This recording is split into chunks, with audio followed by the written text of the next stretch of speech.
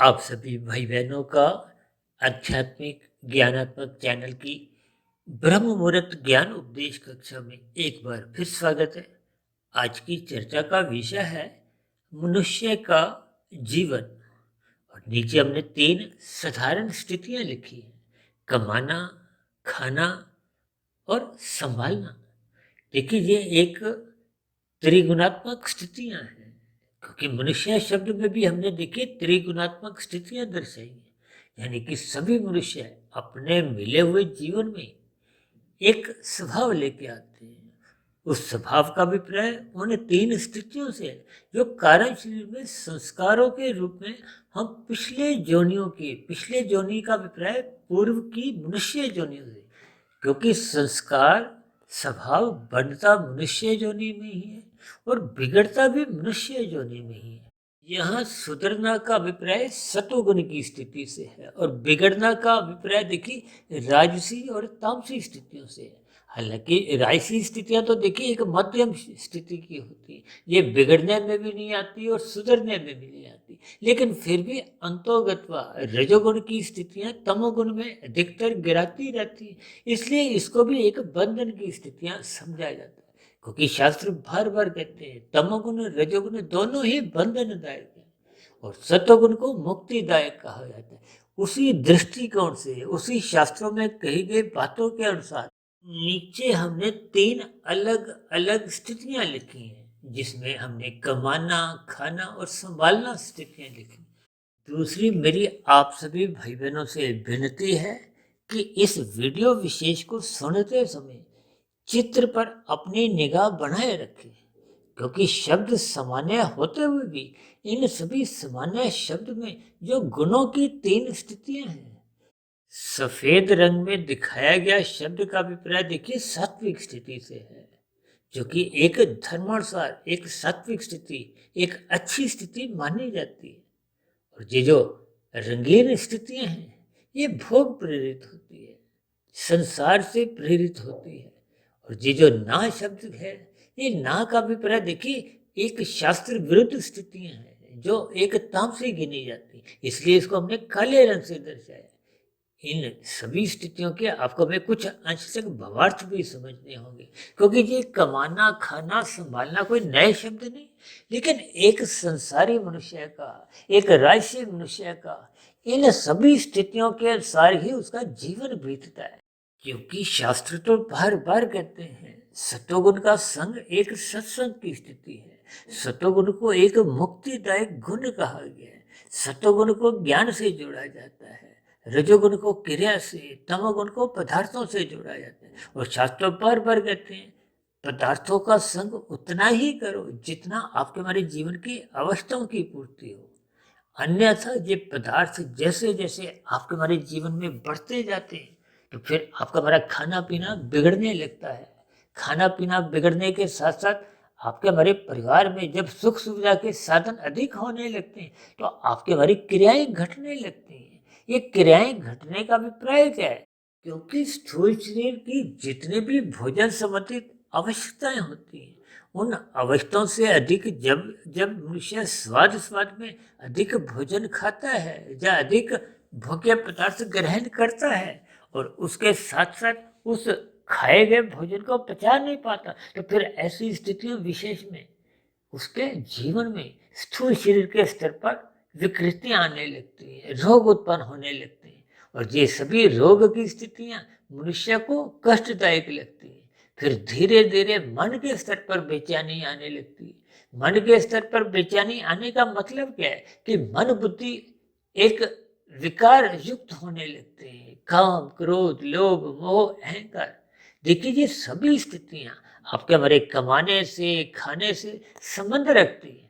और ये जो हमने तीसरा शब्द लिखा है संभालना, देखिए कमाना में तो हमने आरंभिक स्तर पर वो सफेद रंग का अधिक इस्तेमाल किया है, जबकि खाना में हमने देखिए खा शब्द को तो हमने रंगीन रंग से दर्शाया है, क्योंकि जब जब मनुष्य की कमाई बढ़ने लगती है, भोग विषय उसके बिगड़ने लगते हैं, राशि खाना उसका बढ़ता जाता है, भोग विलास की सुख सुविधा के साधन बढ़ने लगते हैं, यानी कि मनुष्य का ना चाहते हुए भी सुख, सुविधा, स्वाद, सम्मान, सत्ता आदि भोग विषयों में रुचि बढ़ने लगती है। और जब ये धन की एक अनुपात अधिक जीवन में आने लगता है, ये भोग इच्छाएं 24/7 का अपना स्थान ग्रहण कर लेती हैं, तो निश्चित रूप से मनुष्य के जीवन में मांसाहार भोजन का भी संग होने लगता है।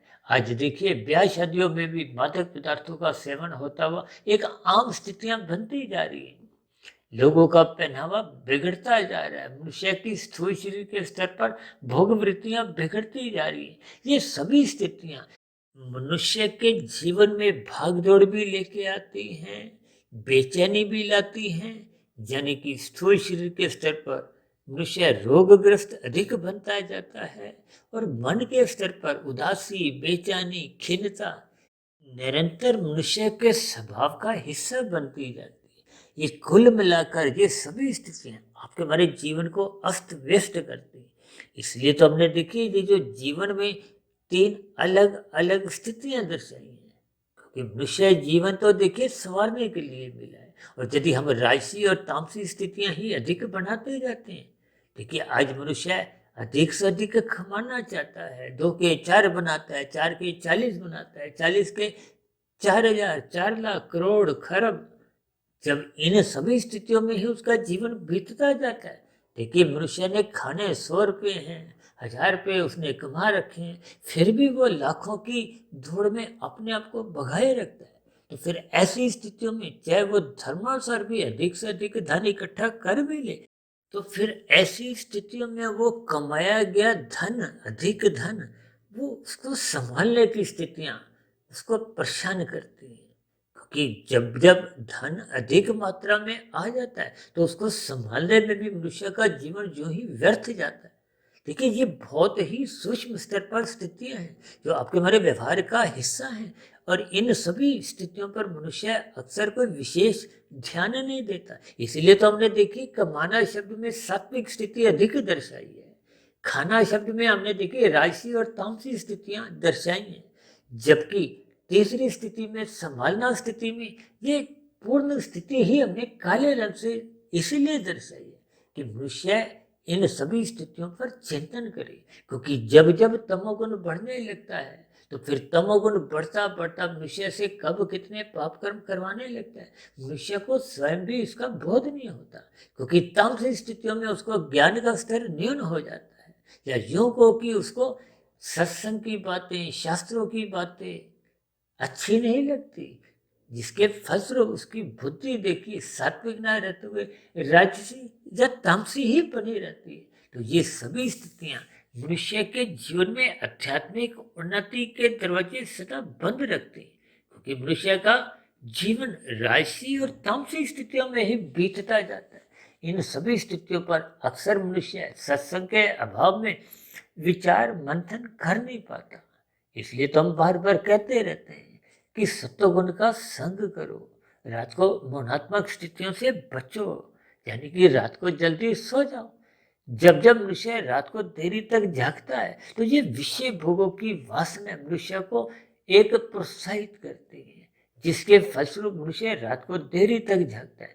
ये देरी तक जगने मात्र से भी मनुष्य के भोग विषय बिगड़ने लगते हैं, जबकि शास्त्र आपको हमें बार बार कहते हैं कि रजोगुण की प्रति उदासीन रहो, रजोगुणी विषय भोगों की उपेक्षा करो, अन्यथा कब कब विषय तमोगुण में गिरने लगता है। और तमोगुण की तो शास्त्र बार बार कहते हैं निंदा करो, यानी कि इससे हटो, इससे बचो। जबकि हमने देखिए संभालना शब्द में तो पूर्ण रूप से शब्द को ही हमने एक तामसी स्थितियों से दर्शाया है। देखिए ये शब्द मात्र आपको में कुछ संकेत दे रहे हैं, कुछ ज्ञान की स्थितियों का बोध करवा रहे हैं, ताकि हम अपने जीवन में ये जो मनुष्य की एक जीवन की स्थितियां हैं, उसमें हम अपना जीवन सात्विक बनाएं और तामसी स्थितियों से हम बचें। क्योंकि तामसी स्थितियां मनुष्य का कर्मशय बिगाड़ती हैं, पूरे कर्मशय आपका हमारा पाप कर्मों का बढ़ाती हैं, जिसके फलस्वरूप मनुष्य के संचित कर्मों का कर्मशय बिगड़ने लगता है। और जब बिगड़ा हुआ कर्मशय मनुष्य को मरने के बाद पुनः मनुष्य जोनि दिलवाने में असमर्थ रहता है। क्योंकि मनुष्य योनि तो मनुष्य को तभी मिलती है जब संचित कर्मों में मरते समय पुण्य कर्मों का अनुपात कम से कम 50-51% का रहना चाहिए। अन्यथा जब जब ये पुण्य कर्मों का अनुपात घट जाता है तो फिर निश्चित रूप से पाप कर्मों का कर्मशः बढ़ चुका होता है, जिसके फलस्वरूप मनुष्य को नीचे की जो 80 लाख प्रकार की जोनि है, जिसमें देखिए 30 लाख तरह के तो पशु हैं, 10 लाख तरह के पक्षी हैं, 11 लाख तरह के कीड़े मकोड़े कीट पतंगे, 9 लाख तरह के समुद्र में रहने वाले जीव जंतु और 20 लाख तरह की वनस्पति की जोनि है। इन सभी जोनियों को तामसी कहा गया, दंडमय जोनि है, निकृष्ट जोनि है। इन सभी जोनियों में ना चाहते हुए भी मनुष्य को फिर प्रकृति जन्म लेने को बाध्य कर देती है, क्योंकि हम अपने मिले हुए जीवन का सदुपयोग कर नहीं पाते, अपना जीवन बिगाड़ते जा रहे हैं। बिगाड़ने का अभिप्राय क्या है कि हम जब जब अधिक धन कमाने में ही अपना जीवन गंवाने लगते हैं, तब ऐसी स्थिति में मनुष्य का केवल रजोगुण या तमोगुण ही बढ़ता है, जबकि मनुष्य जो नहीं आपको में सत्वगुण बढ़ाने के लिए मिली है। यदि मनुष्य अपना सत्वगुण बढ़ाता ही नहीं है तो फिर मनुष्य की आध्यात्मिक उन्नति की जो एक स्थितियां हैं, योग की स्थितियां, वो तो फिर आरंभ ही नहीं होती, क्योंकि निष्काम भाव से कर्म करने से ही योग की स्थितियां उत्पन्न होती हैं। जबकि मनुष्य अपने जीवन में ही कमाई की स्थितियों में ही देखिए, जब वो विभिन्न प्रकार की चतुराइयां करता है, हेरा फेरियां करता है, यही संकेत हमने देखी कमा में दो स्थितियां जो सफेद रंग और काले रंग की दर्शाई, ये इन्हीं स्थितियों का कुछ बोध करवाती है। और आपके महाराज जब जब देखिए अधिक धन आता है, अनीतिगत कार्यों से जब जब धन आता है, तो वो अनीतिगत कार्यों से कमाया गया धन सदा ही विषय भोगों में लगता है। विषय भोगों का विपर्य देखिए राजसी और तामसी स्थितियों से ही होता है। मनुष्य अपने स्थूल शरीर के स्तर पर अधिक धन खर्च करने लगता है। ये सभी स्थितियां भोग प्रेरित होती हैं। जब जब धन अधिक आने लगता है, या तो मनुष्य उसका भोग करता है, अन्यथा वो अपना उस कमाए गए धन को संभालने में ही अपना अनमोल जीवन यूं ही बिताता जाता है, व्यर्थ करता जाता है। जबकि इस जीवन का सही उपयोग साधना करने में है, परोपकार के कार्य करने में। भले ही आरंभिक स्तर पर परोपकार के कार्य देखिए सात्विक भाव से होते हैं, उनमें सकामता बनी रहती है, लेकिन जैसे जैसे उन सात्विक कर्मों में निष्कामता आने लगती है तो फिर शुद्ध सात्विक भाव जगने लगते हैं। यानी कि मनुष्य की योग की स्थितियां, कर्म योग की स्थितियां सहज ही उत्पन्न होने लगती हैं। और जैसे जैसे कर्म योग की स्थिति परिपक्व होती है तो फिर ज्ञान योग की स्थिति उत्पन्न होने लगती है। और जैसे जैसे ज्ञान योग की स्थिति परिपक्व हो जाती है तो मनुष्य में सहज ही भक्ति योग की स्थिति उत्पन्न होने लगती है। वो परमात्मा की भक्ति किए बिना रह ही नहीं पाता, परमात्मा की स्मृति हर क्षण बनी रहती है, जिसके लिए आपको में मनुष्य योनि का एक अनमोल अवसर मिला। तो इस अनमोल अवसर का लाभ आपको में सत्संग करने में बिताना चाहिए, ज्ञान में स्थिति में बिताना चाहिए, परमात्मा की स्मृति में बिताना चाहिए। परमात्मा की सुमुखता बनी रहने से ही परमात्मा से एक प्रीति के भाव उमड़ने लगते हैं, भक्ति के भाव जगने लगते हैं, जिसके लिए आपको में ये मनुष्य योनि का एक अनमोल अवसर मिला है। और यदि मनुष्य इस अवसर का लाभ नहीं उठाता और यूं ही अपने मिले हुए जीवन में मात्र धन इकट्ठी करने करते ही अपना अनमोल जीवन जो ही व्यर्थ कर देता है, तो उन्हीं स्थितियों को ही हमने देखी जो तीसरी स्थिति है संभालना, हमने तामसी स्थितियां उसमें दर्शाई। ये मात्र देखिए शब्द कुछ आपको में संकेत देते हैं कि आपका हमारा जीवन किस दिशा की ओर जा रहा है। इन सभी स्थितियों पर मनुष्य को अपनी नजर टिकाए रखनी चाहिए, चिंतन करते रहना चाहिए, ताकि हम मिले हुए मनुष्य योनि के अवसर में शुद्ध लाभ कमाएं। और शुद्ध लाभ केवल अर्थ और काम के बढ़ाने से नहीं है, धर्म के बढ़ाने से है, ताकि हम मोक्ष रूपी लक्ष्य की प्राप्ति में लग जाए, यानी कि हम साधना करना आरंभ कर दें। ये सभी शुभ स्थितियां आपके हमारे जीवन की आध्यात्मिक उन्नति के दरवाजे खोलने लगते हैं। इन सभी स्थितियों को लिए आपको में निरंतर प्रयत्नशील रहना होगा, अन्यथा मनुष्य का मिला हुआ जीवन यूं ही अर्थ और काम में ही बीतता जाता है। और अर्थ और काम जब जब अमर्यादित हो जाते हैं तो ये सर्वप्रथम धर्म को प्रथम स्थान से हटाने लगते हैं। और हम तो बार बार कहते रहते हैं, परमात्मा से प्रीति बनाए रखने के लिए सर्वप्रथम धर्म को प्रथम स्थान पे रखो, क्योंकि धर्म और मोक्ष ये एक ही दिशा में ले जाते हैं, जबकि अर्थ और काम ये एक अलग ही संसारी स्थिति में ले जाते हैं। और संसार में भी जब जब हम रजोगुण की स्थिति में अपने आप को संभाल के रखते हैं, तब तो मनुष्य का देखिए कोई भले ही पतन भी नहीं होता, उन्नति भी नहीं होती, लेकिन संभावना तो यही रहती है कि जब जब मनुष्य रजोगुण में स्थित हो जाता है और रजोगुण में ही छलांगे लगाने लगता है, और छलांगे लगाते लगाते मनुष्य यदि सतोगुण की लगाम नियंत्रण खो देता है, तो फिर निश्चित रूप से मनुष्य का रजोगुण बिगड़ते बिगड़ते मनुष्य को तमोगुण में गिराने लगता है। और तमोगुण में गिरते हुए कब मनुष्य कितने पाप कर्म कर जाता है, मनुष्य को इसका बोध नहीं रहता। लेकिन इन सभी दार्शनिक स्थितियों पर, इन सभी तर्क संगत स्थितियों पर आपको हमें चिंतन करते रहना होगा, अन्यथा आपका हमारा मिला हुआ जीवन धन कमाने में, भोग विलासिता में और धन को संभालने में ही यूं ही व्यर्थ चले जाता है। तो इन सभी स्थितियों पर आप और हम चिंतन करें, और समय के रहते हुए यानी कि मनुष्य जीवन के रहते हुए हम यथासंभव आध्यात्मिक उन्नति के दरवाजे क्रमशः खोलते जाएं।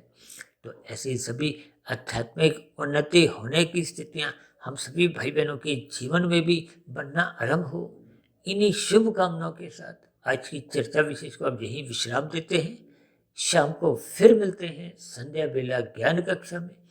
तब तक आप अपने आध्यात्मिक मित्र सुधीर भाटिया फकीर को इजाजत दें। आप सभी भाई बहनों को बहुत बहुत शुभकामनाएं। फिर भी आज की चर्चा संबंधित आपके मन में किसी प्रकार का कोई प्रश्न उठ रहा हो, कोई मेरी कही गई बातें आपको अटपटी लग रही हो, आधी अधूरी लग रही हो, जब मेरी कही गई बातों पर आपको किसी भी प्रकार की कोई आपत्ति हो, शिकायत हो, तो आपके प्रश्नों के साथ साथ आपके सुझावों का और आपकी शिकायतों का नीचे दिए गए कमेंट्स बॉक्स में सदा ही स्वागत है। और यदि बनी हुई चर्चा आपको अच्छी लगी हो तो मेरी आप सभी भाई बहनों से विनती है कि इन बनी हुई सात्विक वीडियो को आप अधिक से अधिक भाई बहनों में शेयर करते हुए समाज में सतोगुणी वातावरण का विस्तार करें, ताकि समाज में भाईचारा बढ़े, संघर्ष की स्थितियां, लड़ाई झगड़े की स्थितियां समाप्त हों। अब चर्चा विशेष को यहीं विश्राम देते हैं। आप सभी भाई बहनों का इस चर्चा विशेष को ध्यानपूर्वक, धैर्यपूर्वक सुनने के लिए बहुत बहुत धन्यवाद।